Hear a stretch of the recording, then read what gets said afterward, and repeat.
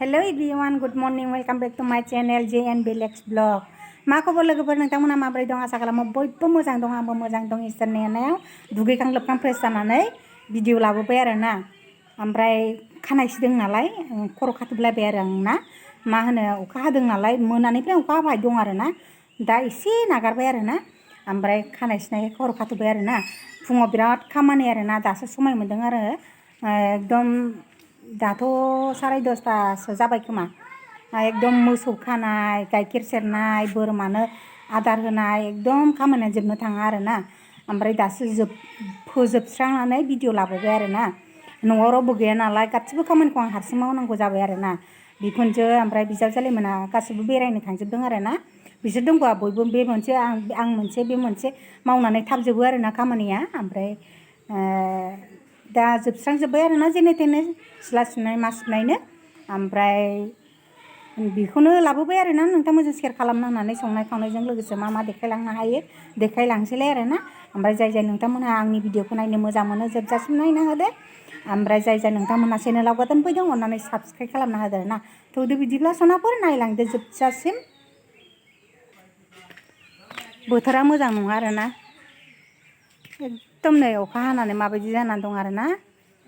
अखा हानायखायनो थौदो बिदिब्ला सनाफोर साहा कापसे फुदुंना लोंग्रोनोसै आङो गोजांबायबो ना दुगैनानै थान्दा जादों अखा हानायखाय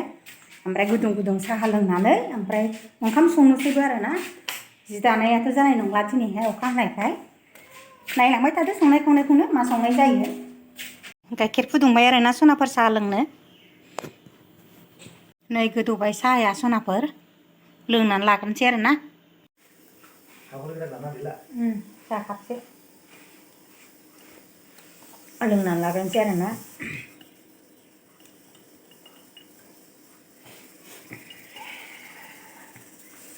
न'नि गाइखेर नालाय साहाया बिराद गोथाव जायो आरोना लोंनो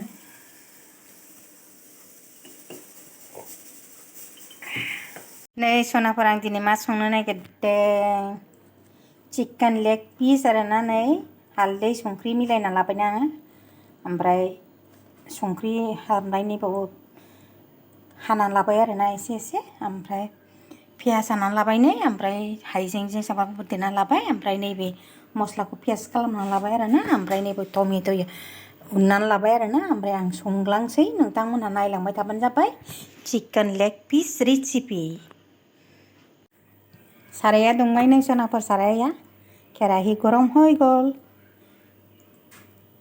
थाव होबाय आरोना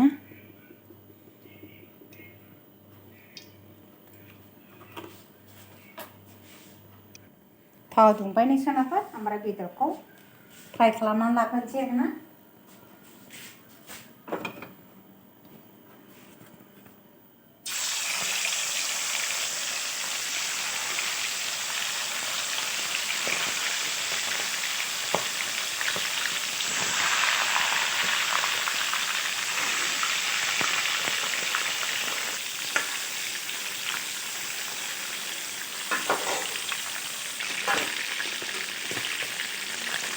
नै सनाफोर आंना बेदरा फ्राया मोनहांबाय आरोना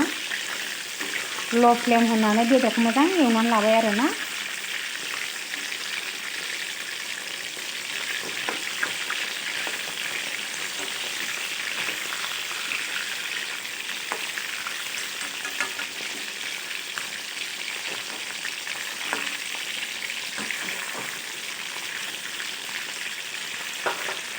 मोनबाय नै सनाफोर आंना बेदर एवनाया मोजांनो खामफ्राम जाबाय आरोना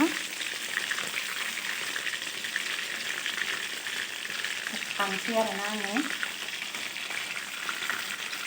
नै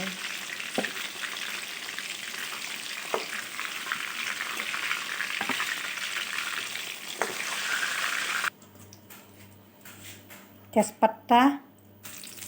जलकिया तेजपातजों बानलु गोरानजों होबाय आरोना आङो पियास होनोसै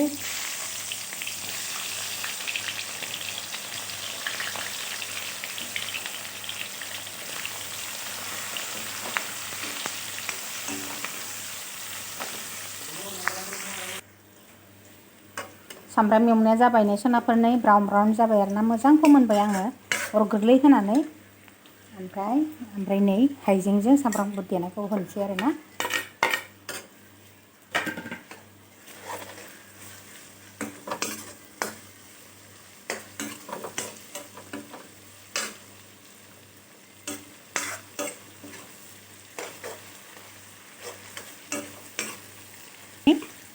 ओमफ्राय आं दा मस्ला टेस्ट खालामनानै जानायखौ होनोसै आरोना itu मस्ला टेस्ट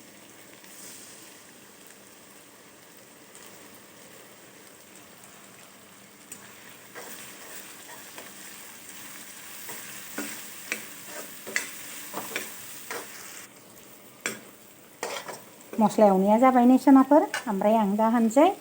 टमेट' पेस्ट टमेट' एवनानै लानायखौ होनसै आरोना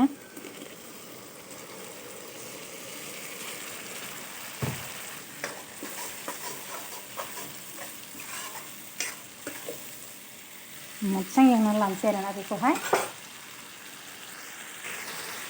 जाबाय नै सोनाफोर मस्ला आरो टमेट' एवनाया नै मोजां जाबाय आरोना मोजां रं जाबाय ओमफ्राय दा आङो बेदरखौ होनसै आरोना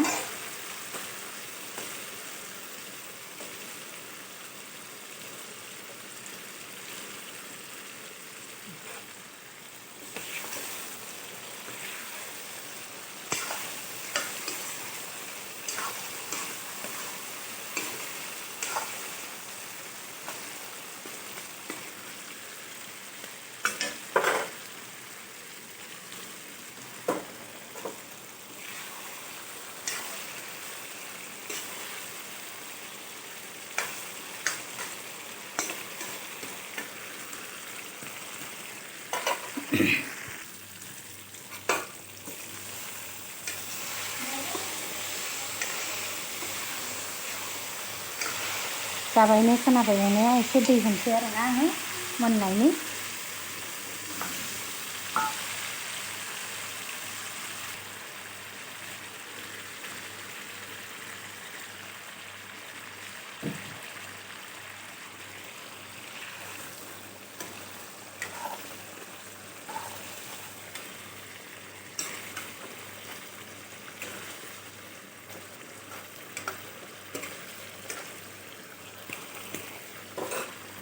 खोबनानैहाय ल' फ्लेमाव फोमोनसै आरोना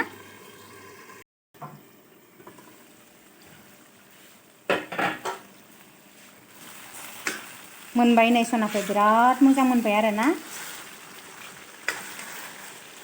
लेग पिस चिकेन मसाला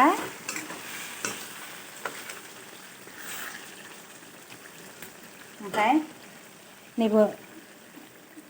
खागुजि आरो नेबु थेङा सेबना होनसै आरोना रस एसे खैबोर जानायनि जानो गोथाव जायो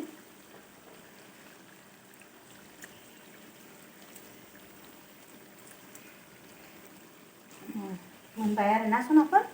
ओमफ्राय नै आं दुन्दिया बिलाइ होनसै आरोना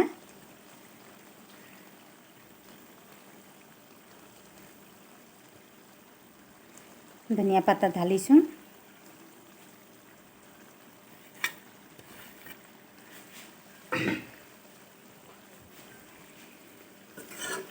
चिकेन लेग पिस संनाया माबायदि जाखो सनाफोर कमेन्ट खालामहरदो ना नायनानै ओमफ्राय जाय नोंथांमोनहा आंनि चेनेलाव गोदान फैदों बेबायदिनो मोजां रेसिपि संनाय नायबाय थानो थाखाय साबस्क्राइब खालामना होदो आरो बेल आइकनखौबो प्रेस खालामना होदो आरोना जाहाथे आं जेसेबांनाखि भिडिअ हगारगोन आपल'ड खालामगोन नोंथांमोननियाव थाबै नुनो मोननायनि आरोना ओमफ्राय कमेन्ट खालामहरदोलाय नै सोनाफोर मोनबाय आरोना नै मोजांनो जानोसै आरोना